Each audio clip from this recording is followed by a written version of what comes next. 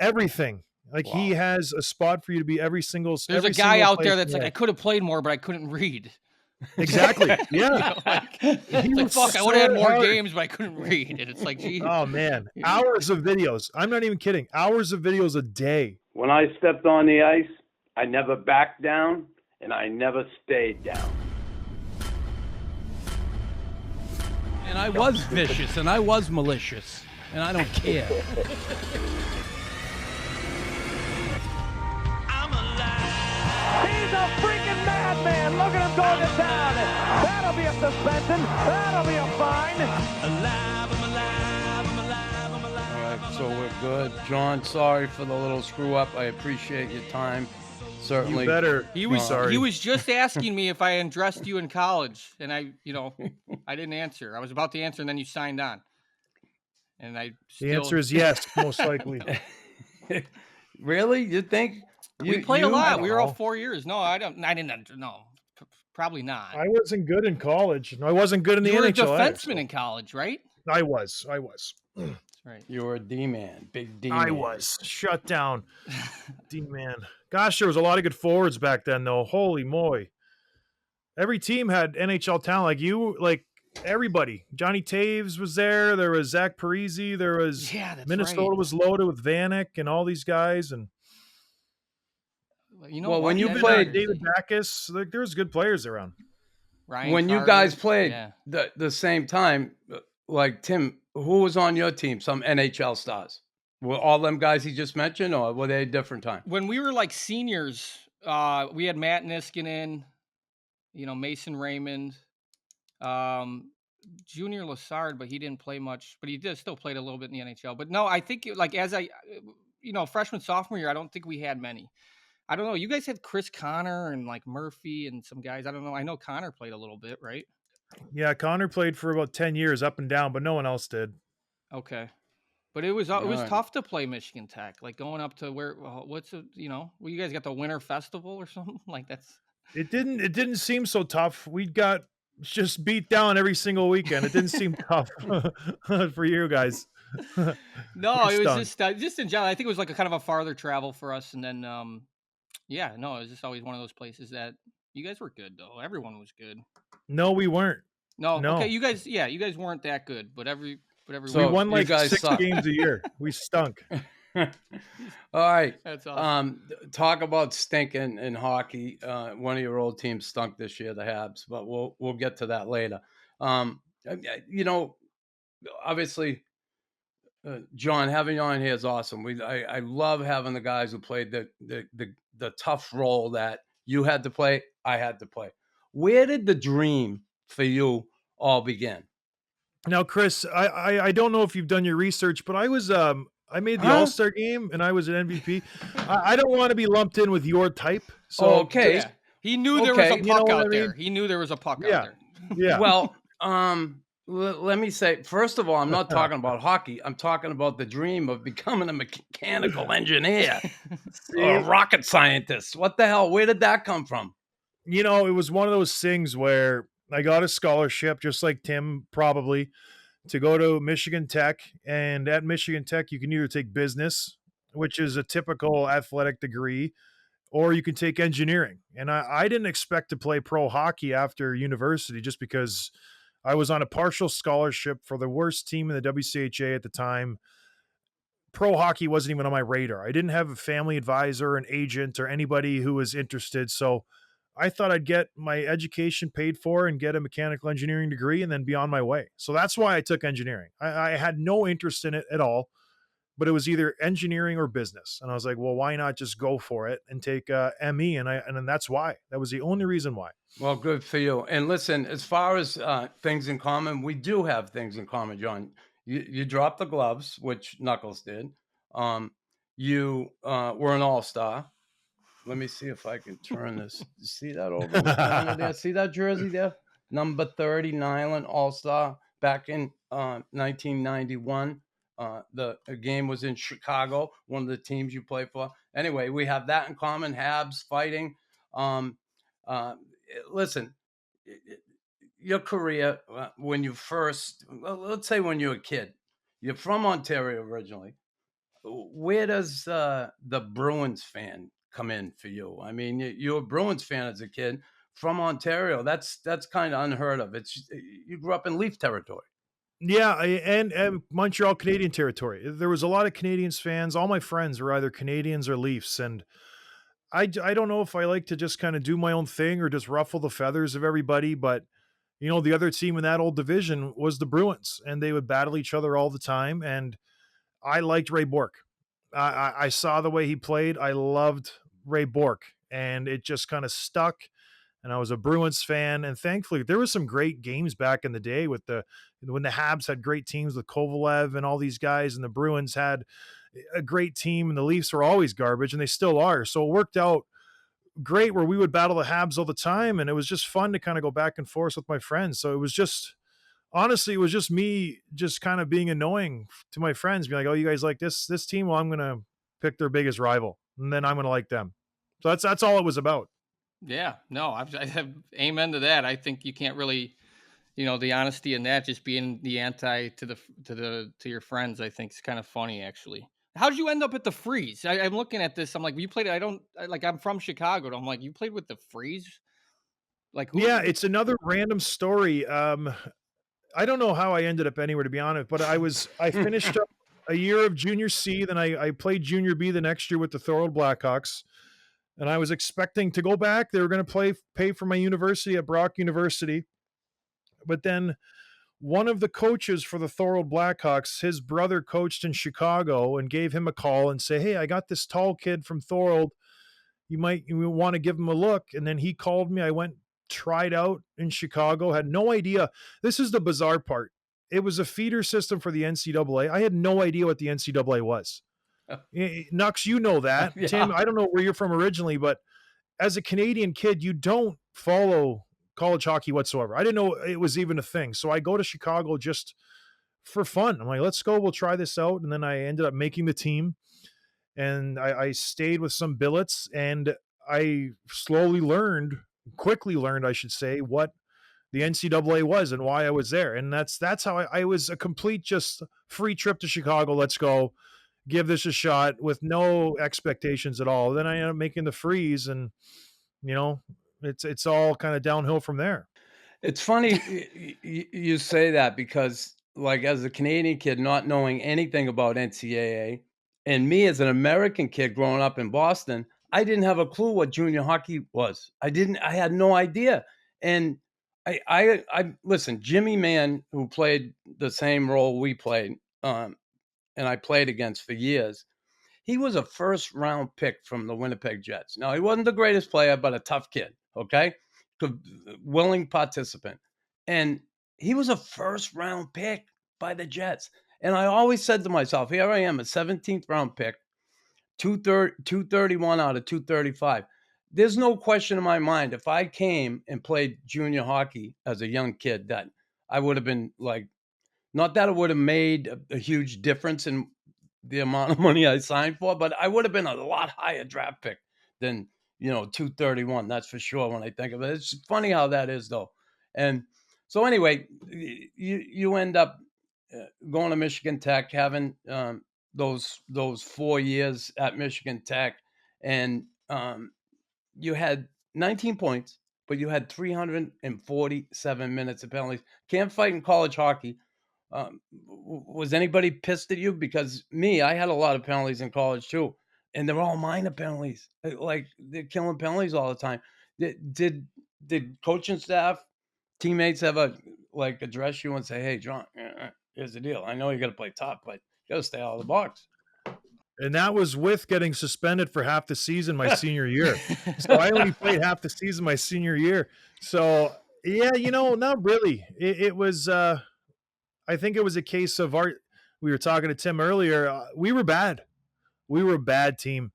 And I don't want to toot my own horn, but on a bad team, I was probably our best option on defense when it came to playing defensive hockey. And I knew I was going to play 20, 24 minutes a night. And the way I played, I was going to take penalties. I got caught out of position a couple times a game, and I would hook, I would hold, I would slash, I would rough after the whistle. It's just typical hockey. And yeah, I got in one fight It's from some kid from North Dakota, Ryan Hale or David Hale, whatever. He Oh, played for the yeah. Devils for a little bit. What is that, freshman year for you then? It might have been freshman year or junior year. So one of those years, I beat him up pretty good. It was good. Good. But it That's was like good the to only hear. fight in college hockey at all. But yeah, nobody said anything, which was nice because I think it would have changed the way I played my game. I was aggressive, and I went out there and I played on edge, and that's the way. I just interviewed Chris Pronger a couple weeks ago, and he's like, I didn't want anybody to know what I was going to do because half the time I didn't know what I was going to do. And that's how I was in college. I would just kind of do whatever I wanted. I'm going to pinch. I'm going to try to blow you up. I might take your knee out or I might get beat for a breakaway behind. But, and that's what I did. It's not that I didn't You were care, going but to I school wanted too. Like you were like hockey there. It was hockey was like secondary, right? Like kind of like I'm going to get this degree. I think that's kind of because I went to school for criminology and I was just like, this is the fastest major, I think, or this is the only one I could do in 4 years. And with Yeah, no, it was tricky. It was tricky on the road trips when you would really have to, like, the professors would give us massive workloads because we would leave on a Thursday or a Wednesday if we were going up to Alaska or to Colorado or Denver. It wasn't easy. It wasn't easy at all, but you make it work. They give you kind of tutors and stuff, and you're not going out as much as the guys who are getting business degrees or marketing degrees. Like they're every night. Yeah. I couldn't hang with them, so you had to pick your spots and be a little responsible. So, John, like 6'8", 260, whatever you are, you're a big man. Yeah. How was that growing up? Because I know I see someone tall walking down. You see someone tall walking down the street, everybody looks, right. You're like, wow, that guy's tall. Like, how was that growing up as a kid, just being head and shoulders above everybody else, and kind of having to deal with that? I don't think people really realize that part of your life. Sometimes, the average sized person doesn't have to deal with that. How was that growing up? It was where I grew up, St. Catharines, Ontario. It was, blue collar town. I was the target because people, always want to be the toughest guy on the block.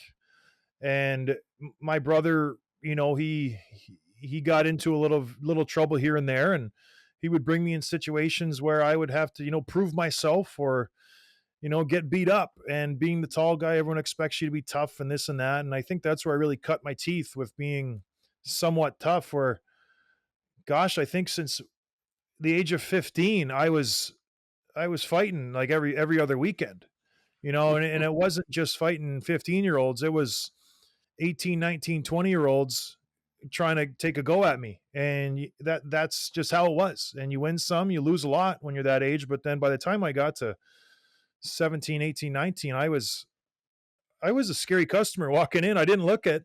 I was 6'6", 200 pounds at that point, but I knew my reach, I knew my angles, and I knew how to control myself. And that's just how it was where we grew up. And I'm sure a lot of Canadians can commiserate with that because you weren't worried about guns or knives or anything. I remember one time someone did pull a knife and two of my buddies just absolutely sucker punched him and said, "We don't do that here," and just left him in a puddle on the road because it just wasn't an issue. Nowadays, things are different and it's just scary nowadays. Yeah. But back in the day, you just squared up one-on-one. And I think, being tall, my friends would start something. I would have to jump in and, protect them, or people would challenge me just because I was a tall guy. 2:00 would come around. They're a little, boozed up and like, I'm going to take a run at this big guy. And more often than not, it didn't end up well for them. Yeah. So It's a bad idea. yeah, that's how it was. So when did at school, like at what point were you, like kind of go, like I'm going to play pro hockey?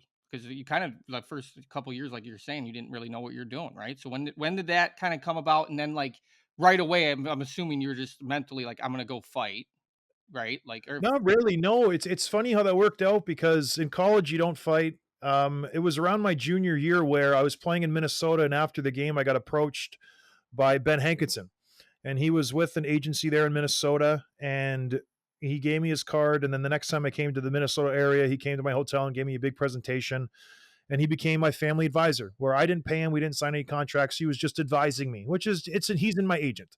It's just a loophole. yeah. Yeah, he's my agent. So after my senior year, and I'll never forget in the meeting, he's like, "John," because I was like, "Why are you here?" Like I'm not drafted. I wasn't good. I wasn't putting up crazy numbers. And he's like, "You can't teach size, John. Like you have size and you can move somewhat. So after my senior year, I got one offer to go play in the AHL for the Houston Aeros. Two-way contract, though, East Coast AHL. And I signed it. And I didn't have any aspirations of playing NHL still at that time. I was like, oh, I'll make, 30 to 50 grand this year and just kind of take my time and have some fun with it. And that was all. And I just went down to Houston after my senior year. So you go to Houston, and how does the fighting start? Because okay, you fought on the street and all that. I get it. There's no kind of the same thing with me. I never fought on the ice. I had one fight in college, like you did, and got suspended 2 games for it. And and then pro hockey comes. I go to the American League, and I have one fight, and I end up with a contract the next day. My first fight in pro hockey, that was in Maine, and Flyers farm team, Glenn Cochran. I cut him open. Next day, they said, "Who's your agent?" I said, "I don't have an agent, right?" I was 17 round pick. No one wanted to represent me. They weren't going to make no money with me. I had to scramble, find somebody. Anyway, I signed the deal. But not that I came in, John, saying, "Oh, I'm going to fight everybody," but man, I was a Bruins fan like you. I watched the way they played hockey. I really liked that. I was aggressive off the ice. And next thing you know, I'm playing that style of hockey. And right away, everybody looked at me like, oh, college kid, must be a pussy. And I got challenged, and away we went. But how did it come about for you? This is somewhat similar. Everyone just thought I was going to be a pushover college kid. We were playing Peoria one of the first weeks of the year, and they had DJ King, who was a tough cat. He ended up going to the NHL for a long time, and he did some damage. My coach before the game, all our tough guys, we had Joey Tederankos, and I think he was nervous about his job. So he's like, Johnny, don't worry about it. I got it. Just, stay out of it. And I was like, great. I don't want to fight this guy. And so everybody was saying no. And then lo and behold, we get tied up together in front of the net, DJ King and I, and we go. And I do okay. I think it was a draw, but in my mind, I'm like, I just fought the toughest guy in the AHL and I won. And after that, Minnesota Wild, all of a sudden I signed, just like you, signed an NHL contract. I am on their radar, where before I was just, going to be sent to the East Coast and just be one of these guys in the coast in the AHL. But that one fight solidified myself in the A, it solidified myself with the Wild organization, and it just kind of built a little reputation. And hockeyfights.com was around, so people watched it and they're like, okay, this guy is I guess the real deal. Because I never fought that much, even in the A. Yeah. These guys fight 20, 30 times. I think I fought, my most fights in a year was 11, 12. And I think that one fight with DJ King gave me a little bit more room throughout that whole year, which was great because I still didn't know how to fight, really. I fought off the ice. I fought a little bit in Chicago with the Freeze, but that was about it. And so I was still a newbie to the game, where these guys are coming out the WHL with 100 fights under their belt, and they're just like animals. And I'm just still kind of figuring out how to hockey fight. Yeah, and the hockey fighting thing, and too, just playing in your size, right? Listen, there's a lot of advantages, right? And there can be some disadvantages too. Okay, the long stick, you got a lot of range, but how about when you have to deal with those smaller players and even fighting, like smaller guys get inside on you? How did you defend against that? Try and hold guys out, make sure you had them strung out at the end? Well, and stupid Gary Bettman changes the rules right when I come into the league, got rid of the can opener, got rid of all the stuff that I loved and I did in college. Tim would come down to me in a one-on-one. I would stick my stick right between his legs, open him up, and just bury him. I just dove. Yeah. And I did that every single time. That was my bread and butter. Stick between the legs, and I'm going to bury you. And you get to the pros, and then all of a sudden they change how you play. And it was impossible. It was really hard. I took a lot of penalties in the minors, just trying to figure out how to play these guys. And, good, bad, or the other, I think it helped my game not being, I don't want to say there was no pressure, but there wasn't a lot of pressure. There was no expectations. I could just kind of grow. We had a decent team in Houston. We had a lot of NHL contracts down in Houston. So I was able to kind of play 5-6 minutes. I would play 15, 16 minutes a night, not a lot of pressure, play versus a third and fourth line, and just make a lot of mistakes. Were you D-man at the time still? I was a D-man. I was still a D-man. You haven't all right, you didn't become a forward yet. No. Who was your How- coach then Yeah. in Houston? Kevin Constantine. How was that? Was he a prick? He was intense. Like I don't know if you've done video. You haven't done video until you've been a player for Kevin Constantine, where we would he would give us tests every week on the plays. So he would give us a playbook, and you got a big one at the beginning of the year, and you had to memorize every single page. And after every week, we would have tests. And I was smart, I would ace all my tests, but if you didn't know the plays, you wouldn't play. And I don't care if you're a first rounder, I don't care if you're Benoit Pouliot or Roman Voloshenko or these guys, you wouldn't play. Like until you what knew all the place? plays. Like what place? Like, come on, this Oh, isn't every rocket single science. inch This of the isn't ice. football. Yes, it is rocket science. Okay. To Kevin Constantine. Like every single inch of the ice, you have to be accountable. If the puck's dumped in the corner, if the puck's this, like 5-on-5, 4-on-4, 5-on-4, penalty kill, like everything. Like he has a spot for you to be every single. There's every a guy single out there place that's in like, I life. could have played more, but I couldn't read. Exactly. Yeah. It's like, fuck, I would have had more games, but I couldn't read. And it's like, gee. Oh man, hours of videos. I'm not even kidding. Hours of videos a day, every single day, before practice, after practice, and then individual. It was crazy. And then we lived at this great spot in Houston, and it was like a little community where they had a pool in the middle, and he gets a place right by the pool. And we used to like hang out and drink beers after practice. And of course he gets his place right beside the pool. So we couldn't even, he was all over us. It was crazy. Like it was too much. It was way too, yeah. He loved his hockey, man. He watched a lot of hockey. I don't know how he did it. Well, I got to tell you, I've had the opportunity to meet you, John. You're just an awesome guy, playing in some of the alumni games you did in Newfoundland. And not knowing someone, you meet him for the first time. And, the fraternity, the guys who fight, and hockey players, guys get along pretty easily. But, your reputation obviously preceded you coming in. And I'm wondering, how is that John Scott guy? I remember the whole Kessel incident. I saw you, and Kessel, that whole thing, I howled at it. But I mean, how is this guy crazy? Is he what? And then I meet you, and you're like just a sweetheart. Having that reputation of being that tough guy on the ice. How did you deal with the, all the bullshit that comes along with it? Like after games, say you have a tough game, the hands are sore, they're expecting you to fight, whatever.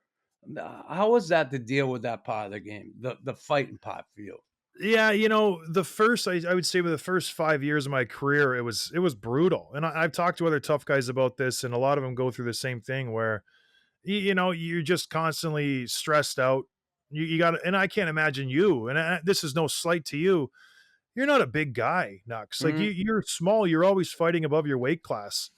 I can't imagine what you would go through, but like I would stay awake at night being like, okay, I got to McGrattan this night. And then I go to George Peros the next night. Then I got a David Kochi the next night. Then Steve McIntyre's in the AHL, but he might get called up.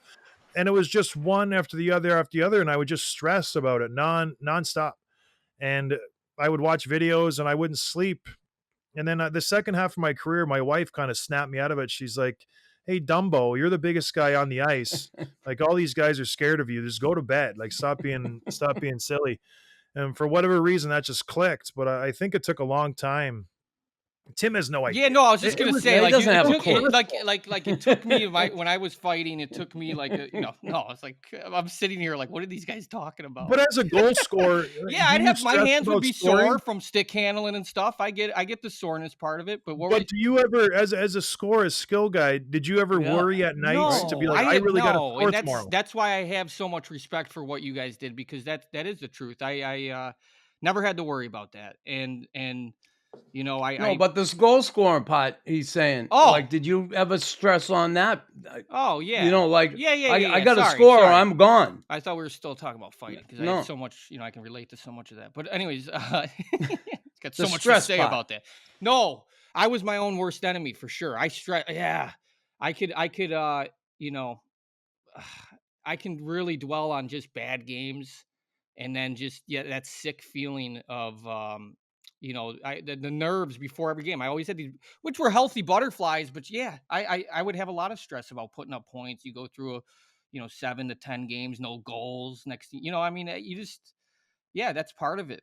I don't compare it to what you guys had to go through, because that's a different level of like, I mean, you're fighting. Like, I don't know what that's like. And I know that it's not many people are willing to do that. And you gotta have a lot of balls to do it. And I have a lot of respect for it, for sure. It made me like, I could go around and be that college pussy and just talk shit, which I didn't. I kind of tried to, I didn't play that way or yap much, but I have to play with some tough guys, and I would tell my line mates always, and you can ask them, I would say, you need to go out and start fights for me, because no one would fight. no one. Yeah. And I'd be like, go and stick that guy in the neck and then get him to jump you. So then I'll jump in and jump him. And I would tell everybody I played with, I'm like, just go and just be the biggest prick you want. Because Good on your wife, it was hard because for me to find a fight. Your wife. That's a good point. Like for how big you were, you probably people were thinking, right, and she was right. I mean, I'm not you, but that was a good thing she did do. I think that I always think too, like being that big, was it ever? It's almost like a lose-lose situation, right? Like you beat someone up, they're like, "Oh, he's so big," and then if you lose, it's like, "Oh, you know." So I mean, that. I didn't lose many. I think I lost 2 decisively. Once Colton Orr hit me in the stomach and I lost my breath. You know when you just get and you can't breathe, so I dropped down to my knees. And then Justin Johnson caught me with a good left. But yeah, it was a no-win. Like I would fight Cam Jansen 6, 7, 8 times, and I would never knock him down because he's just got a cement head. But I would win every fight, but he would come out looking better because he's 5'6", and it is what it is. So I liked fighting the taller guys. Fraser McLaren, George Peros, Matt Karkner, these tall guys, just because it was just, let's just grab on and punch each other, and then we'll see who's tougher. That's how I like to fight. I'm like, I'll take a punch to your punch. Let's go for it. See, that's a guy your size can do that. Like you just said it with me, right? Fighting those guys that were bigger than me, I had to use my head. I had to fight smarter. I'd be decimated if someone got me out the end of their arm. Forget about it. I couldn't. So I always with bigger guys, and I love fighting bigger guys because I could get in tight and then pick my way through the fight. And again, even if I didn't, have the edge in the fight or win decisively, you always got the pat in the back, and the team would get a little pump from shit. I fought the biggest guy and toughest guy on the team. So it didn't matter if it did matter if you lost decisively, but if it was close, no, even the fans are going to love it. Yeah. Like, look at Nux is fighting this big guy. He's crazy. And I would fight little guys and they'd grab on. I would get so bored. Like, this is not even a fight. And I would look around and he would jab me one in the jaw. I'm like, come on, man. Like, it just wasn't fun. And then he would hit me with one looping left that doesn't even do anything. And all of a sudden he's Mike Tyson just knocked me out. It's so boring. I want to find out, and I want to talk a little more about I guess the different teams you play for, obviously, but the transition from D to forward and who's responsible for that. But before we go there, before we leave college, you met your wife, Danielle, in college, right? The two of you met there. And you did have and I want to bring it up, an incident in your senior year where you got pulled over for driving while intoxicated. What and you spent a little time in jail. Is that something that was a turning point in your life? Some people obviously, something like that happens, they go the other way or they keep doing the same shit over and over again. What impact did that have on your life? Yeah, I used to get after it pretty good in college, and he obviously got the better of me that night. And it definitely calmed me down a lot. I don't think I would have gone anywhere in hockey or in life if I don't want to say that, but like I didn't stop drinking. I didn't stop going out. I didn't stop that stuff, but I think I was a little more responsible with my actions. And maybe I didn't have to drink, a bottle of whiskey before I went to the bar. I was just a little more relaxed. Yeah. And thank goodness I met my wife after that, because she would never have given me the time of day at all. So yeah, I learned a lot from that situation. I almost got kicked out of school. I almost got deported. There was a long court proceedings. I ended up, like you said, going, to jail for a month. Yeah. And it stunk. Like it rattles you, and then you have to step out of jail and then go right to camp for your senior year where I was going to be the captain. I got stripped of the C, all this fun stuff. And it was humbling, Yeah. scholarship stripped away. I think I got tanked down to a 50%. It was embarrassing. It was humbling. It's all around stunk. So I really had to just stay on the straight and narrow that senior year and just change my ways. And I think that carried on the rest of my life, where I still don't drink too much. I try to just keep it to 2 or 3 or 4 beers when I do anything. And yeah, you don't know how to experience it, or you don't know what it feels like until you've gone through it. And it stunk. Yeah. It wasn't fun. Yeah, there's no question. And again, I've certainly had my share of issues, and you know that. And it's just awesome to see, and it had an impact. And I guess what I want to talk next, just before we get into the hockey a little more in depth, is your religion. You're a devout Catholic, and I Yep. heard your interview with Cale Clark on his show. Oh, I nice. took the time to listen to that. No, yeah, John, I have a lot of respect for you and what you did, and I said at the beginning, I said you're a sweetheart of a guy, and then I heard you on Cale Clark, and I kind of put some things together, and it was impressive. But at what point did you, I guess, turn more to your faith, and what's the question? I'm like, turn to your faith and live I guess a spiritual life a little more so. Yeah, well, growing up, I didn't have faith at all. I didn't know what church was. I didn't know what God was. I didn't know anything. And so I started going to church just to impress my wife. And I'll be completely frank. If she would have been, a Jew, I would have probably been Jewish. If she would have been Hindu, I would have been a Hindu. I just liked Yeah. this girl. And I went to church. I started to dig into it a little bit. I'm kind of a type A personality where I have to figure out something. It has to make sense to me in order for me to buy in. And I did my digging. I started to figure out what this whole Catholic Church is all about. And like, man, it's legit. And I was like, I'm going for it. And so I got baptized right after my final year in the NHL at 2016, because I had gone through some prep classes and I just didn't really feel it. And then I, did 1 class, 2 class, finally the 3rd class, it worked, and it's changed my life. And yeah, I try not to mix hockey and faith because it rubs people the wrong way sometimes, when I don't want to come off as judgy or preachy or anything, or I'm better than anybody, because I'm not. We're all flawed. We're all sinners. So I just, I love talking about my faith. I have 6 daughters, my wife pregnant with number 7. We try to live our faith just by the way we live. And, it's been great. Hockey was a blessing. I loved playing hockey. I think out of the 10 or 11 years I was a professional, I probably enjoyed 1 or 2 of them. It was a job. Yeah. It was stressful. There was a lot of just sleepless nights and worrying if I'm going to get another contract. Who am I going to fight? Like, fights with my wife, because hockey does put a lot of strain on your relationships. And I'll tell you what, when I hung up the skates, I just, you can exhale. It's like, okay, finally, I don't have to worry about getting another contract. I can just relax and just move on with my life. And I know guys have a hard time with it, but I was so ready to be done with hockey. So you do know it takes a man to make a man, right? Is that what they say? 6 daughters and 1 on the way, and you don't know, right? We don't know. I pray you just have another healthy child. You do have a set of twins, and you said you were baptized, and obviously when we're baptized, there's water involved.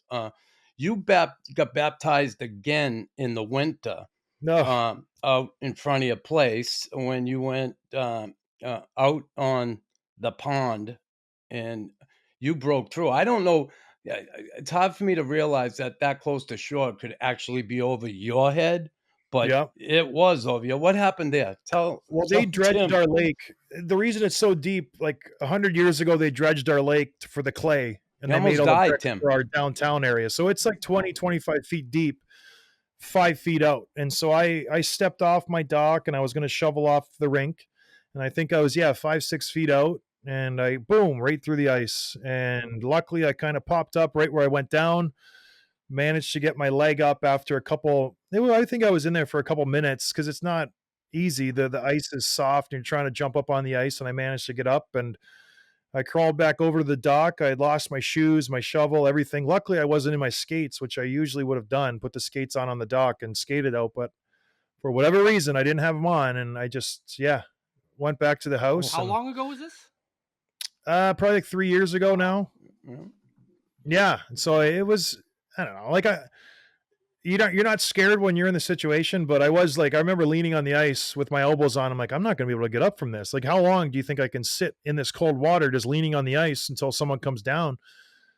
And who knows? And so I managed to kind of just get up on it, but it was after the fact. Like, was there anybody in the area, John? Like, what if you couldn't? What if every time you try to get up and the ice broke? I wouldn't have made it. Like, was there somebody? I would have just been like, fuck it.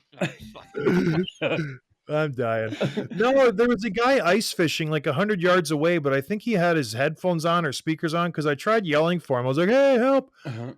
No movement at all out of him. I didn't want to waste any energy. So I think I yelled 3 or 4 times and he just wasn't moving. And my kids were going to come down in like 40 minutes after I shoveled off the ice. So I was like, great, I'm going to die here. My kids are going to come down. I'm going to be nowhere to be found. And they're going to be like, where's dad? He's dead. Awesome. And all this is going through your head. I'm like, this is fantastic. So I got up and it was all no worse for wear. Well, good. I'm glad you're still here. I'm glad you made it Me out too. of that. No question. Are you happy that you're here? I could go either way. Oh, no, I appreciate you sharing about your faith. Cause I think, for me, that's, you gotta, if you're not for me personally, when I don't rely on my faith, I'm straight opposite. Like I'll go right into fear. And for me, that's, trying to better that, but no, that's a part of, I appreciate you talking about that.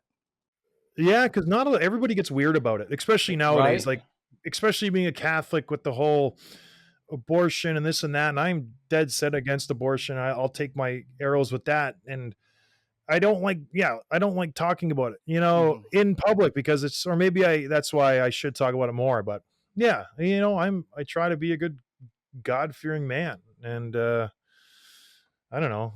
You can always be better. Listen, I hear where you're coming from. It's like the pandemic, right? And being vaccinated, not being vaccinated. You bring it up. Someone's always got something to fucking say. You're not, you're this, you're that. And it's like, it's almost not worth bringing up sometimes. Talk about causing heartache. Well, even within my family, because my family's in Canada. They're all in Ontario, and they all got vaccinated. Yeah. And like I didn't. And they come here and my mom's visiting us and she gets COVID while she's here. And she's like, oh, come on.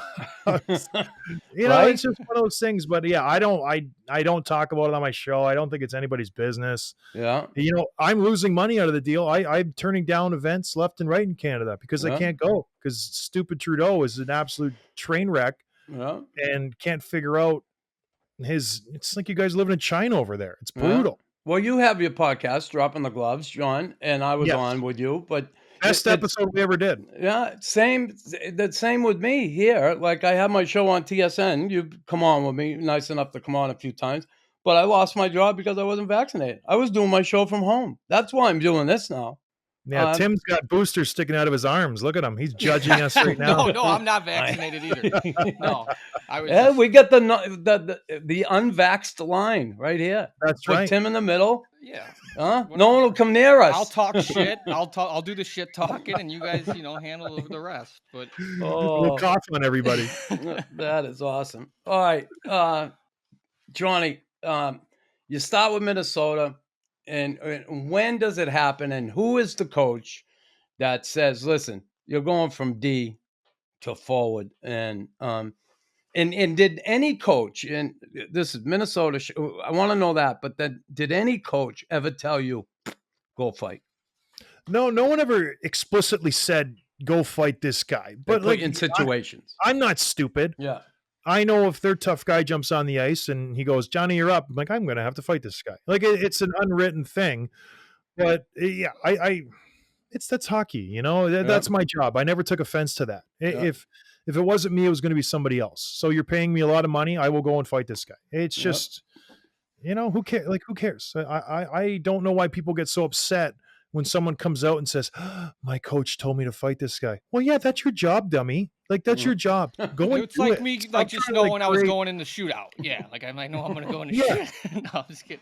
Yeah, or my Like, coach told me I should try to score. yeah, Yeah, my coach you're a called on goal me. scorer.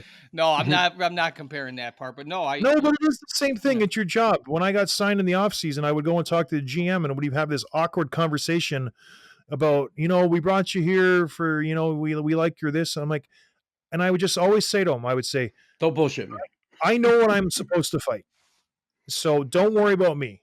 I Yeah. will take care of my end of the deal. Just get me on the ice when you need to get me on the ice. And I would tell the coach that and the GM that every single year. And it was fine. And I never had to deal with it at all anytime after that. But all right, so when I went to Minnesota from defense to forward, I played D my whole career in Minnesota. I had Jacques Lemaire to start off with, best coach I ever played for. Yeah, There me you go. too. There you go.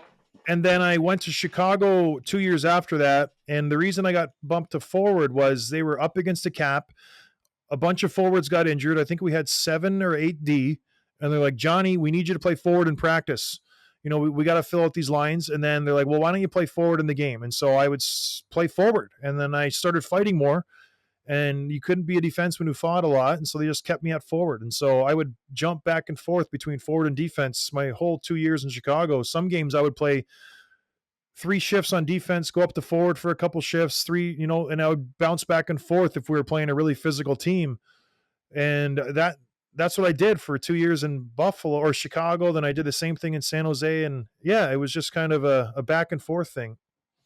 Where were you in Chicago? I'm from Chicago, so I remember you here. Where were you living then? Funny story. Gosh. Mhm. We moved in the first year. We didn't have any help to find a place, which I thought was random. So we moved into the south side. We got a place just south of Soldier Field, right off of Michigan Ave. And it was great. It was a brand new renovated, it was an old dilapidated apartment building. They renovated. It was beautiful inside. As soon as the streetlights went on, it was brutal. Like it got super dangerous. Nobody left. So we didn't know that.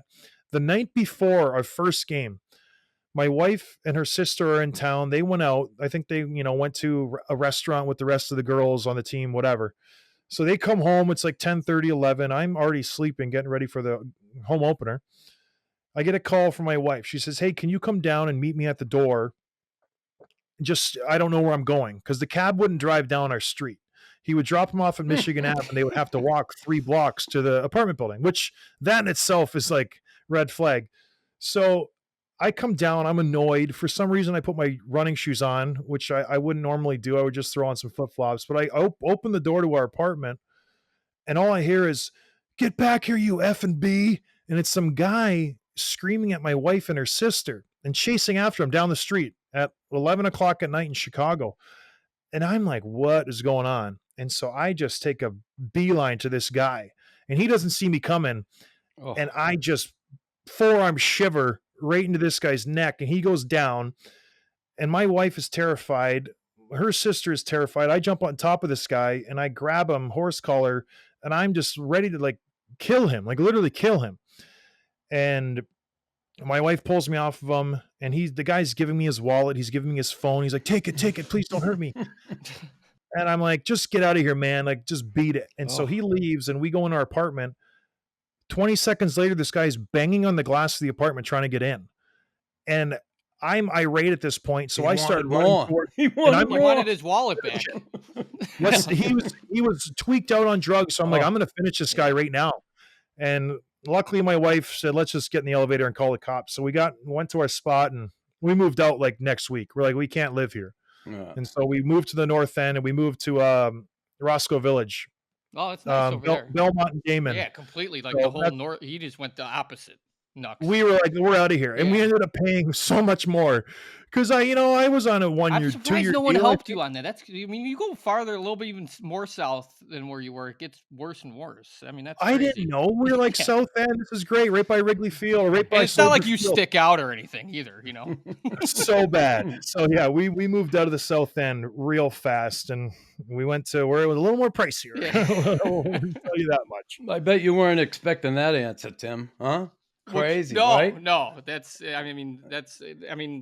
yeah, that is a crazy story. All right, so I'm looking here, and we see Minnesota, Chicago, the Rangers. All right, I played for the Rangers. I played for the Habs. Two of the teams you played for.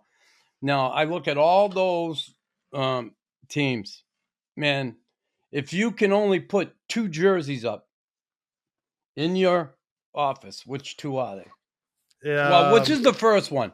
Give me the first one, and then Well, if you, probably the first one's, oh man, probably Chicago. And then for some odd reason, I really loved my time in San Jose for yeah, whatever reason. yeah, So I would put those 2 up there, Chicago and San Jose. Even though, Minnesota, I broke in with Minnie. I hated playing in New York. Montreal, it was 1 game. I don't even consider yeah. No, myself a but the shirt itself, the blue shirt is nice. The blue shirt, I love the blue shirt. Oh, it's It's fantastic. Yeah. awesome, right? But I would hate talking about like, oh, you played for the Habs in like 1 game. Like we do Yeah. these stinking alumni games for Montreal. They list off everybody's stats. Vinny Danfus and Chris Nilan and all these guys, 1,000 games, this and that. Stefan Brisebois, and they're like, John Scott, 1 game. And I'm just like, oh my gosh. Like, I did you was not at that game. You almost scored too. You almost I scored. know. I was Dash at that 1, game. first shift, Yarmer Yager. I Yeah. was like, great, I'm starting. This is going to be fun. Yags Barry's first shift. I'm like, come on, man. What's his Still, name? Condon should have saved it. It was such a bad goal. well, Golly, yeah, Condon he had a tough time here, no question. he did. Anybody who's not in the net, and their name is not Price, they have a tough time. It's Because terrible. Price is doing so good these days. Yeah, he's killing it. Oh yeah, really. Oh God, it's unbelievable, But so those 2 teams, the Sharks and the Black. I got the Black. They got one of the most beautiful jerseys. That the red home jersey, just awesome. I love that jersey, no question. All right, so we got to get to it, because you and I were both All-Stars. Tim, were you an All-Star ever? No. KHL. KHL. The K. Yeah. There you go. Where That's no one good. spoke English. So that counts, right? That does count. Yeah, it was an all-star, just not here. Yeah, no one knows about it. No, go ahead, Nux. I want to hear all about this. Well, I got to tell you, even though I was an all-star, I never got to the game because I broke my ankle playing basketball. Which is always smart. Yeah, very intelligent that was. And I was not the MVP, and I did not score 2 goals in the All-Star game like John did. Now, listen, you come out at the time, the fans were voting, and you come out at the time and said, listen, vote for my teammates. Don't vote for me. I don't deserve this. Vote for my teammates. And I get that. That would, because when Mike Milbury told me he's going to name me the All-Star team, I said, don't do it. I don't want to go. Don't do it. He said, I'm doing it. He said, listen, what you did, the style of game you played and what you had to do for your teammates, you are an all-star. I don't care what they say. All these other guys, they tiptoe through the tulips all the time. They go out there, they play a half-ass game. I want to reward someone who did what you did. So I was like, okay. And then he made me basically go. He said he's doing it. And then like I said, I broke my ankle. But yours was different. I mean, the fans were voting for you. And that had to make you feel good, right? The fan base is saying, we want, and yeah, okay. Numbers wise, you're not an all-star, but the fans had you as an all-star, and you don't want to go. It was interesting because there was a lot of, it was embarrassing because they're doing it as a joke though. So for a good portion of it, I'm like, they're not doing this because they want, like, they're doing this because they love you too. I'm a clown, right? Well, there was maybe after they loved you. Side of the coin. After it was because it they really, honestly, like I know Nux said early on, like you being a gentle big sweetheart, like you could see how much fun you had, right? That took a lot of just kind of getting over the fact that, okay, they think you're a joke. This is all like they want you to fail. Once I got past that, I was like, screw it, just go and have fun. And that was my mentality. And I talked to a lot of former tough guys, and they said, we think you should go. And it's funny you mentioned Milbury, because I think he was the biggest douche out of them all. And he lambasted me any chance he could. And I'd never spoken to this guy in my whole life, and he would go on national TV weekly and just tear me up. Like, I remember right before the game, we were watching the TVs, and it was like, who's going to win? He's like, well, it's not the Pacific because everybody has 11 All-Stars and the Pacific has 10 and they have a clown. And we're all watching this in the locker room. It's my division in the Atlantic. So I'm sitting in there with like Tarasenko and all these guys from the other divisions. And I'm just sitting there looking at him like, oh my gosh, this is so embarrassing. And the camera's panned right on me. I'm like, what are we doing here? So it was awful. And then it was great. I won the whole thing. Got to shake hands with Gary Bettman, which was the ultimate just slap in the face for him. Weasel. Like, I know that Gary. Weasel. And in the airport the next day, I'm checking out. Like, we left it super early because my wife was having her babies the next day. Like, we had to get back. So we left Nashville the crack of dawn the next day. And who was in the airport with us in the security line is Mike Milbury himself. And it was so fantastic. He wouldn't look me in the eye. My wife was irate at him. He wouldn't look at me. He ducked you? He ducked me. I wanted to go say something to him. Of course, he was like first class. We were back in coach with like the rest of the 6'8". Yeah. Back in coach. Sons of because they're like, they'll fly your family out. And I'm like, well, you're going to fly all my kids and my wife and I had my in-laws there. And like, well, we can get you 2 first class or like 5 or 6 regular seats. And I was like, just get me regular. But yeah, he wouldn't look at us. It was too funny. And I got to wonder because listen, he's a Bruin through and through. Okay. I got to wonder if it's a time when you were in Buffalo and you shit kicked the Bruins by yourself. Yeah. Who did you challenge that guy? Something happened. Would someone hit the goalie? Well, no, because Lucic hit Miller, right? Oh, okay, yeah. And then I came in the next year, and I beat up Sean Thornton, knocked him out. Yeah. And then I challenged Char and Luch after that, and no one would come near me. I knocked out Louis Eriksson with a hit, which I still think is clean to this day. And you got suspended, right? 7 games for that. Yeah, 7 games. A little butthurt over that, Mike. So I'm sure that's what that's about, right? So did you all that Bruin stuff? I was gonna say, did you go back to your team and like demand and then be like, put me on the power play after that? When I was with the Sabres? yeah, the All-Star game. You just come back. Oh, yeah. You know, like that guy that gets called up. Because I played a lot in the minors. He plays like 1 game and comes back down and acts like the AHL is the worst league in the. Is that kind of? Well, Tim, you know what? No. What I did was, it was funny because, like I said, my wife was having her babies. So I went back to Traverse City here in Michigan. I didn't go back to St. John's. As great as St. John's is, I'm like, I don't want to be here. Like, let's get this straight. So I milked it. I think I went back to Traverse City for a week and a half, and the team kept calling me. They're like, are you coming back anytime soon? I'm like, oh, my wife, hasn't had the baby yet. So I lied to them about when she had the babies. And I told them it was way later than it actually was. So I was just sitting at home and enjoying my time and helping my wife for a few days. And then finally I was like, okay, I'll go back to St. John's. I'll join you on another road trip. And I liked playing the A. I went from playing 5 minutes a game. I was getting 22 minutes, power play time, penalty kill time. And I scored a couple goals. Like, I was flying out there. It was great. I remember my first training camp with Toronto. I was like, they had it where they had 2 rosters and they had all the Maple Leaf guys and me. Yeah.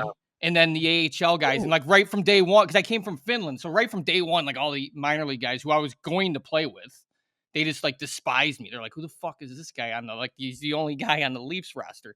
Well, yeah. I ended up, I'm nervous. Everything's like, just going structured in my head. I'm trying to be like as professional as possible. And then I got sent down after the first game and the Marlies were in St. John's. And they must have just tore up George Street. But my first practice, I went from the NHL. My first practice, I forgot who it was, but came flying out. One guy came flying. Everyone was just hungover. One guy came flying out with his skate guard still on. And I was I was just thinking to myself, like, how much of a difference. But I had a blast in the AHL. And I'm a big fan of the minors. I think it really matures anybody. It's they don't care. And it's and now they make a ton of money. Yeah, like these guys. They're making $200,000, $300,000 in the AHL with no escrow. I know, like crazy. You make more money if you're a high-end guy in the A compared to like a minimum guy in the NHL. If you're playing California or New York and you're getting knocked 50% right off the bat, oh man, I'm going to the AHL all day. We had less guys like stressful. Mark Bell and Andre. Which one now? What's the guy in Boyd Devereaux? Onikarovsky? Yeah, but we had guys sent down though, like in the Marlies, and they were like, I would rather I make more money. Well, Toronto buried so many Yeah. contracts. Them and the Rangers, they would send everybody down, making tons of money in the A. You know what? I gotta ask you on the All-Star game again. Is that crazy as the whole thing was, and you got your jerseys. I think that's awesome, right? All-Star jersey, awesome stuff.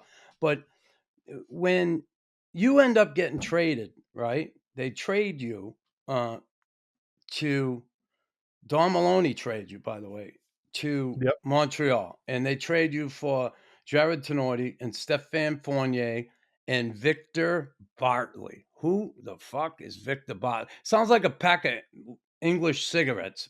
Give me a pack of Victor Bartleys. But anyway, Victor Bartley, you get traded the Canadians, and was that? Did you believe that had something to do with you, the league trying to keep you from going to the All-Star? I know. game? Yeah, it's odd. Like Yeah. I talked to Bergie, and Yeah. he's like, "Yeah, I didn't want you." Like he said it himself. So yeah, So at least they were he involved. told you the truth, right, Bergie? Yeah, Yeah. the league was involved. They had to have been. Like how Yeah. stupid of a trade is that? They're trading me for Jared Tenorti. We were Yeah. doing good in Arizona. We were playing above our weight class. We were doing really good. And then they trade me right before the All-Star game, and then they send me to St. John's. Like, come on, Nux. Yeah, and Maloney had that relationship with Bettman too. You know, they had that whole New York thing, and yeah, it just that stunk to high heaven. There's no question. So all right, we the All-Star game, and all of a sudden you get people reaching out to you. They wanna you did the book, right? And you got your podcast, but now we're talking movie, right? Oh, The baby. book, Yeah. the book, Guy Like Me, right? And now the movie, and Don't buy the book. Well, it's a good read, but I don't get any yeah, money off of it. It just, yeah. yeah. Why don't you? By the way, I think they gave me a bunch of money up front, and then you don't yeah, get a right, check until they recoup the expenses. yeah. And they gave me a bunch of money up front. Uh, They were dumb. well, good for you. Good for you. Oh, yeah. That's No, awesome. I definitely took advantage of it, but I Yeah. don't think I've made back nearly what they gave me. Yeah, well, good for you. And now, the talk of the movie, Mitch Albom apparently is writing it. And when you think of this, like how crazy is that? Like someone's gonna make a movie on your life. You know, at this point, I'm like, it seems normal because it's just they've been talking about it for so long, and I'm not kidding you. To this day, at least once a month, I will get some kind of email or message or phone call from a filmmaker saying, "I'd love to do a film on you. I think it's a great Yeah. story, whether it's a documentary or some other movie." Like I got, speaking of the court, the jail, my lawyer who represented me for that trial Yeah. just emailed me this month saying, "Hey, it's been a long time. I hope you guys are well. My business partner's got somebody who wants to make a movie, and he thinks You you'd owe be me one. yeah, and this was like 20 years ago. So Remember that it time? seems normal at this point. But yeah, no, it's in full swing now. Disney bought the script, so Disney's making it, and they're going to start filming this year. So it's finally going to happen. Not that I expected it, but it's kind of neat that it's coming to fruition. Now, will you be able to get on there as a producer or something? Because then you can make some dough, right? I Did don't you know. sell your life rights? I'm not. Am I Yeah. being too? So you Yeah, sold your life you, rights. you sell your rights, and Yeah. then I'll come out okay. You know, Good for you. it'll be a decent amount, a couple $100 for the kid, and that'll be Yeah. fine. You know, it's good. It's unexpected money. So, and I got 6, 7 kids to put through college. Yeah. You know, we're not all Tim Stapletons who can get scholarships. Yeah. They make all whenever that we want. cash in Russia. My In movie, Russia, my all the movie would dirty be- money. I was just Putin's gonna say money. we could use a producer, huh, Nux? Speaking of a Yeah. producer, we could Yeah, use we could have. Yeah. But yeah, all that dirty money, Putin money that Tim made all for cash. sure. You Yeah. can still spend All it though. cash, yeah, Cash is exactly. king. Can't take it to your grave. Now, did you? So- How did real quick with podcasting? You know, this is new to me. Like, was it how'd you get into that? I guess early on, was it hard? Like, were you were probably pretty good at just kind of, you didn't care, I'm just talking, or were you kind of on that? Well, I think it's one of those things where you either have it or you don't. You have that personality. You guys have it. You can spin the yarn. You can just talk and just have a normal conversation. I think podcasts, a lot of people just talk and yap on and on. I think I enjoy just chatting with the guys and having a good conversation. And it came about where I retired and I had the opportunity to go and work for a company in Canada, whether it was TSN or Sportsnet, and I didn't want to move to Toronto. I didn't want to uproot my family again. I dragged them all over the country, and it was more my wife. She says, I'm not moving to Toronto. I don't want to do that. So we had to figure out the next best thing, and it was podcasting. And I had a guy who was a good friend of mine, and he was, a digital marketing type, and he knew the ins and outs of it. And we just started doing a show once every couple of weeks in his office, and then that progressed to once a week. Then now we get signed on by a company, Hockey Fights Nation Network, and we work with them now, and we do 3 shows a week. And we're slowly building to where we're, not competing with Spit and Chicklets, but we're nipping at their heels, and we're doing pretty good. And we try to do it a little differently with them. We don't talk about the effing and jeffing and the sex and the stuff. Like my kids that listen to the show, and I try to keep it family friendly. So it's working. I enjoy it. You stay close to the teams and the players, and you stay in the game, I guess, a little bit. So it's fun. You got any advice? You guys will be fine. It's just the key is that here's the thing. I hate getting guests. I despise it. So I hate asking guys like, can you please come on my show, please? Like I'm the worst at it. So I'll shoot a text out. Like we were talking about Kessel.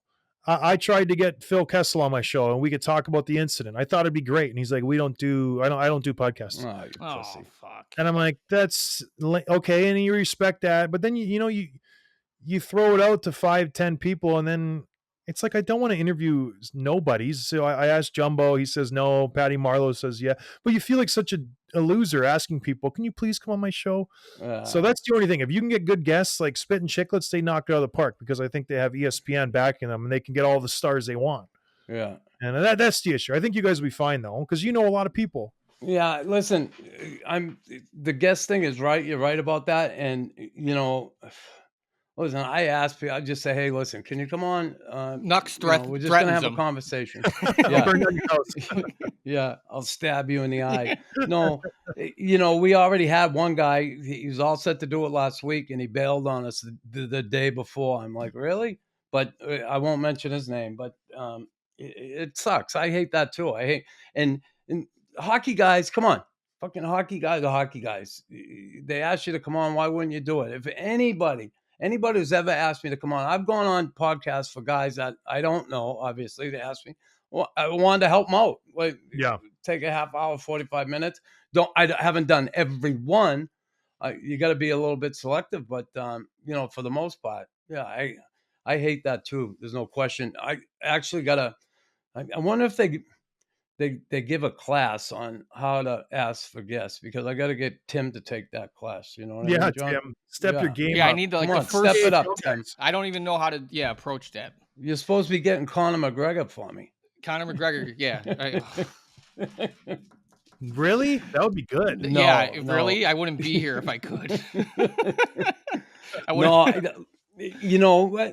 Listen, we're doing the hockey stuff, and we want to branch out and do some different stuff, especially summertime comes. You want to get some different characters on. Hopefully we're able to achieve that. And, it's early for us. How long have you been doing it? Gosh, I think 3 years now, 4 years. Yeah, we've been with Hockey Fights 2 years now. They're a great partner.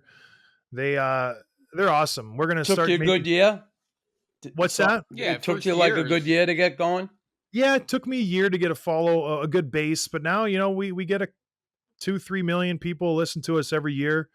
It's going really great. Wow, and I think people can resonate with us just because I don't BS. I'll chirp anybody in the league. Like I don't have any alliance or allegiance to anybody. And so I kind of call it like it is. And so do you guys, where I'm not nervous to chirp Joe Pavelski, even though we're good friends. Like if Pav says bad game, I'll say, Pavs, that was brutal. And I think that's different from a lot of other podcasts who I think are a little too nervous to say stuff like that.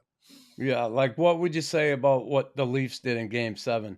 the other Oh, night. well, here's the thing. I thought they played well, They but they're did. choke artists. I think they'll never win with that group. And for Yeah. those of you who think that, oh, next year's their year, the sample size for them, it's long enough where it's like, this is their team. That's who they are. Everybody compares them to, well, Tampa had to get over the hump, and so did Washington. Washington won rounds in the playoffs. They made it to the Eastern Conference Final. Tampa made it to the Stanley Cup Final. Toronto hasn't even won a stinking Well, I round was since. just say knows next when. year's the year. What, to get out of the first round? Yeah, is that a win for them to Yeah. win the first round? Yeah. No. All right. Like you have 4 legit superstars up front. Morgan Riley. This team isn't the team. Muzzin, TJ Brody, like these are all high-end guys. So Yeah. I'll be like, Toronto sucks. Yeah. For the amount of expectations and salary caps are the biggest disappointment in NHL in the last 5 years, without a doubt. Yeah. Edmonton's nipping at their heels, though. Yeah, and you look, I look at the 2 series that ended on Sunday night. Okay, the Rangers, Panarin, big money guy, tough game. What'd he do? He ended it. Johnny Yep. Gaudreau ended it. They're big gunners. And when Toronto needed it most, they couldn't get it done, right? And that was Game 7, and they couldn't get it done. You're right about that. I couldn't agree more. It's going to be interesting to see what happens there down the road.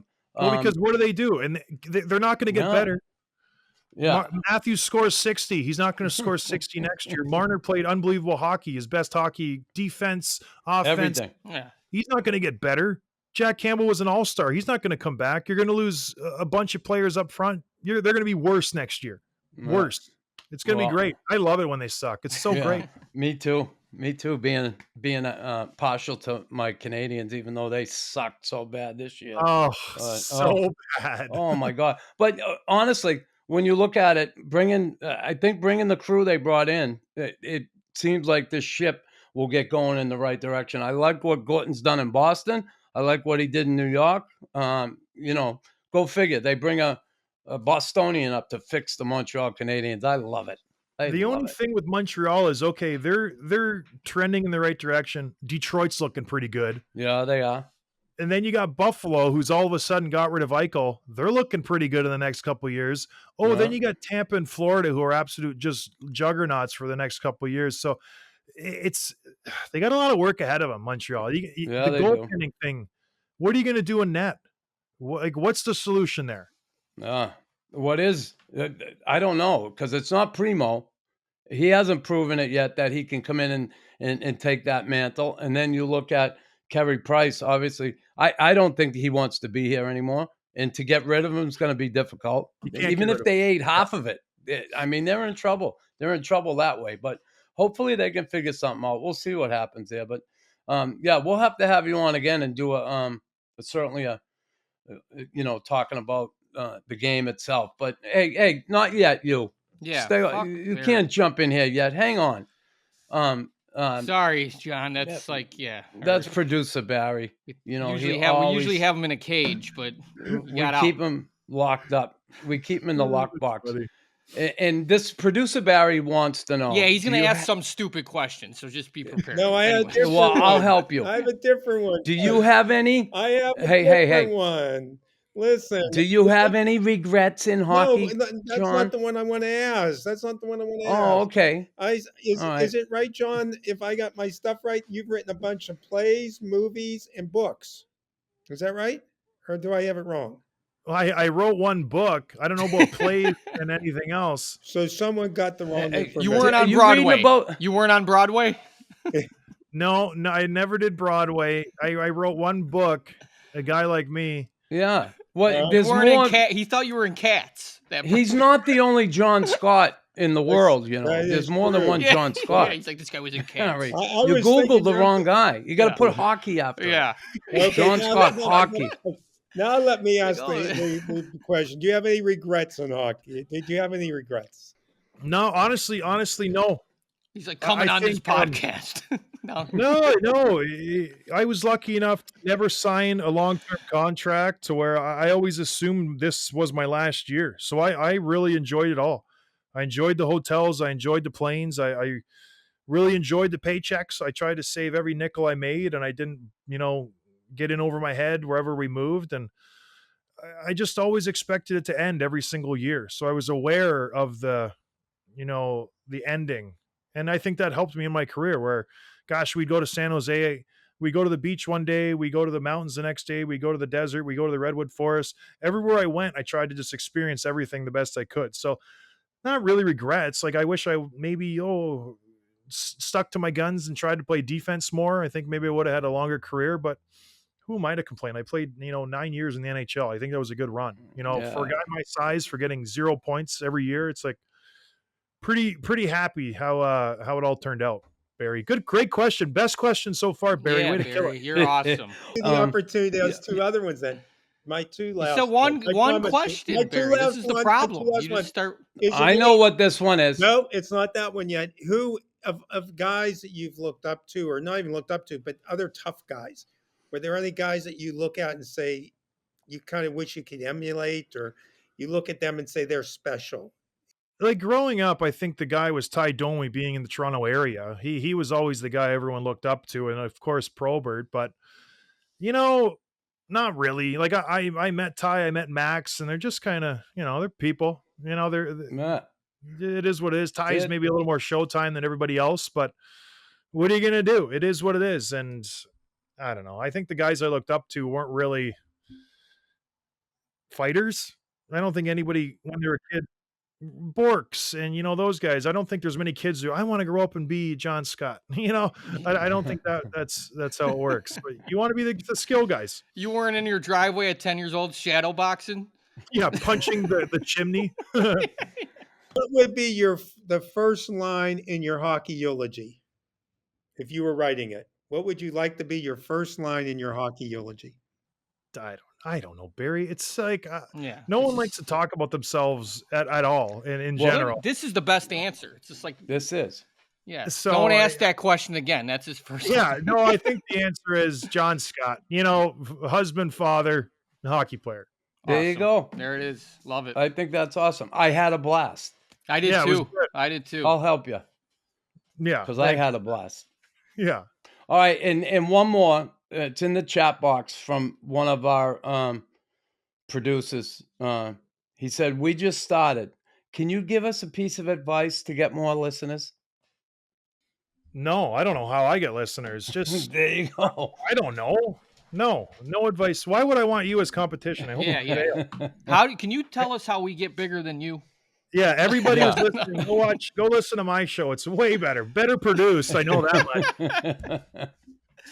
That's All right, awesome. Johnny Scott. Thank you so much for joining us today. It was a lot of fun. I appreciate your time. What's up, Raw Knuckles fans? It's Tim here. Thanks for listening. I hope you enjoyed the big man, John Scott. We're going to switch gears and talk about the Stanley Cup Finals next. And now we have the Stanley Cup Finals set, and it will be Colorado Avalanche against the Lightning. Lightning going for the three-peat, and this is going to be a good one, too. Obviously, the best team standing at the end, and it should be an exciting final. I'm looking forward to this one. Lightning going for their third, like I said, and the Avalanche, this team, they got it going on. They have the depth, and they have a great back end. I think some of the issues with Colorado right now is who are they going to start in net?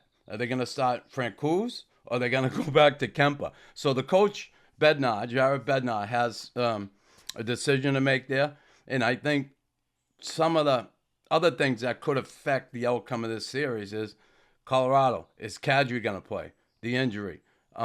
Is Point going to play for the Lightning?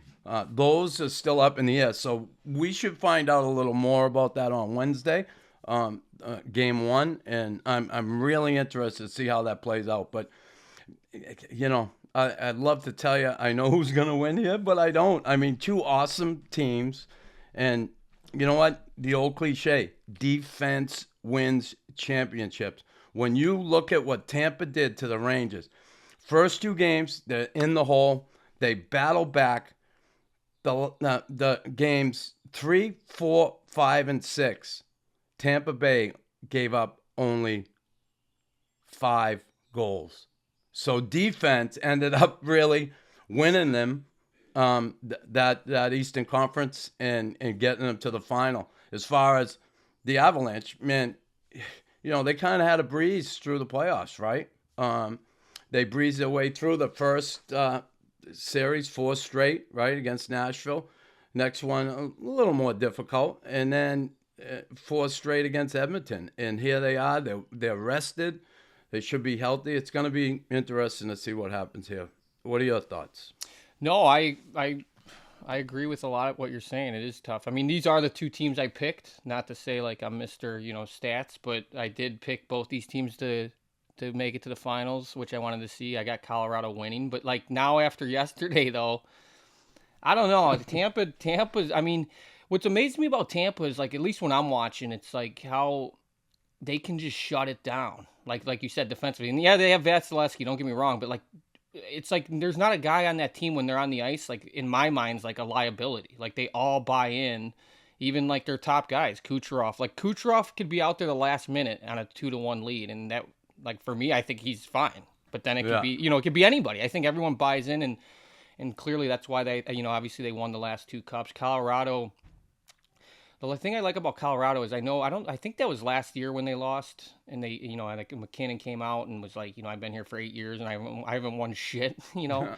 And so like they kind of have that attitude, and which is good. It's not like they just kind of, they're at where they're supposed to be at, and this was their goal to be here and win it. And so like it's not like a team that just kind of miraculously, kind of got through and now they're there, and it might just be like a blowout like last year, but. I don't know who's going to win this. It's going to be tough. I think, like you said, those key players. I was wondering about Point, what his situation is. Is there? Yeah, he had a lower body injury, and he's been skating, and I think they've been certainly keeping him away. And what I think they may do, and we don't know, could he be ready for Game 1? If he isn't, I think it's all going to depend on how Game 1 goes. If Tampa wins, they might hold back. And wait and just see. It just depends where he is, and we'll never know that until we see him out there on the ice. And then, having Kadri a possibility. He had thumb surgery or something, and they thought he might be ready. I mean, they'll probably cast him up. I mean, is he going to be effective? That remains to be seen. So those 2 things are going to influence it. Vasilevsky is Vasilevsky. I think the issue with Colorado is they don't know who they're going to go with. And if Kemp is ready, I mean, for me, for my money, I know Francouz come in and did the job, but, they were playing a altogether different team in Edmonton. And Francouz, yeah, he stepped up to the plate. But if I'm coaching, I'm going back to my number 1 guy in Kempa. Yeah, no, I agree. I think, did you see that stat with Vasilevsky on like, what was it, like closing, or, what is it, closing series games or whatever? What was the stat? But he was like, was it 6 shutouts? Yeah. That's unbelievable. Unbelievable. Like that's the thing. I mean, he is a guy, you just, now you're down to 7, I guess, 4 wins, right? So it's going to be, as far as Colorado's goaltending, I agree with you. Go back with your number 1 guy and take it 1 game at a time, and it's going to be interesting. You think it's going to be a high scoring? Like you think Colorado? I don't think it's going to be high scoring. I think it's going to be low scoring, like a chess match type kind of. Yeah, right. I don't think we're going to see what we saw like Colorado and Edmonton those first 2 games. It was like a shootout, going back and forth, wide open. Tampa Bay's not going to get into that. Listen. You look at the top 6: Landeskog, McKinnon, Nick Kushin, and then you got Rantanen, Burakovsky, and Lehkonen now because Kadri's out of the mix. So that top 6 has changed a little bit because of Kadri being out. But you look at what Tampa did in those last 4 games and shutting down those key guys on the Rangers. And they did a hell of a job. Cirelli, Hagel, Killorn, and then Nick Paul, Colton, Perry. They locked it down as a team. And you look at, they had injuries all season, Tampa. Guys stepped in. They stepped up to the plate. I think where they may, and again, they got Hedman, Sergachev, Bogosian, McDonough, Chernak, Ruda on the back end. They have a good defense. I think the defense in Colorado, when you look at McCarr, Tays, Byram, those three there are dangerous guys, skating with the puck, jumping up into the play, adding to the offense, supporting that rush, and sometimes even leading it. So I think, that can make a difference in their game for sure. But in their end, if Tampa gets that forechecking game going against the Avalanche, those defensemen, the smaller guys, yeah, they're quick, they're smart. They could wear them down. It's going to be interesting to see what happens. Yeah, people don't know how important that is to get the puck, make the puck 200 feet. Make it, you know what I mean? It's not like Tampa shuts it down and they're getting hemmed in their zone and kind of everyone's just tight to the net. They're getting the puck in deep and they're making, they made the Rangers that, going back over time, as it's just a wear and tear and it does add up. And so it will be interesting if have we ever seen Colorado where they're frustrated with, not scoring, I guess? I don't know. If these are 2-1 games, over time, are the big guys in Colorado going to, I don't know. It's so up for grabs right now. It's awesome. I think it's awesome. I think it's special teams going to be key. I think 5-on-5, we're going to see really good, tight checking hockey, but you go in the box, either one of these teams, they got such potent power plays. And I think special teams, the PK and power play are going to decide some of these games here. I think they're going to be that close. So stay out of the box and you may be all right. Survive that 5-on-5 tight checking hockey. It's going to be interesting to see if Colorado can get Tampa to open it up, but I just don't think they will. Yeah, I agree. Who do you got? If you had to pick, who do you got? God, how can you not go with Tampa? They're going for 3 in a row. They have that experience of being there. And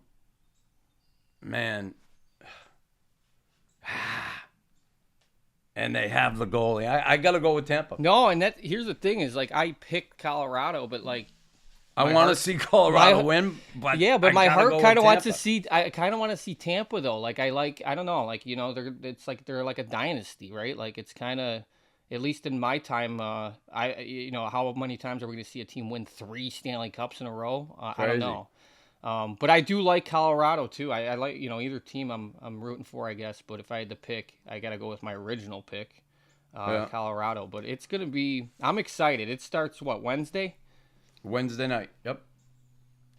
So it's gonna be interesting to see. What if it's just a sweep, blowout every game? I can't see that happening, but it's 5-1 every game. I want to see this go 7 games. I know, overtime. Oh, it'd be the best. It would be the best. So, it all starts on Wednesday night. Can't wait. I hope to see an exciting Stanley Cup. You know what I liked final. real quick? We didn't talk about this is at the end of Game 5 when. I think it was at the end of Game 5. Did you see that? When Stamkos fought. Yeah. I just fucking love. There was 4 seconds left. It was Kucherov who was he knew. Everyone knew the time, and Kucherov went in there. He's I don't give a fuck. He grabbed the puck in 360 and tried to shoot it on net. And it caused everything. I think that's so that's Tampa. They know what it takes. That's. But see, that's the time to do it too. Yeah. Right. Yeah.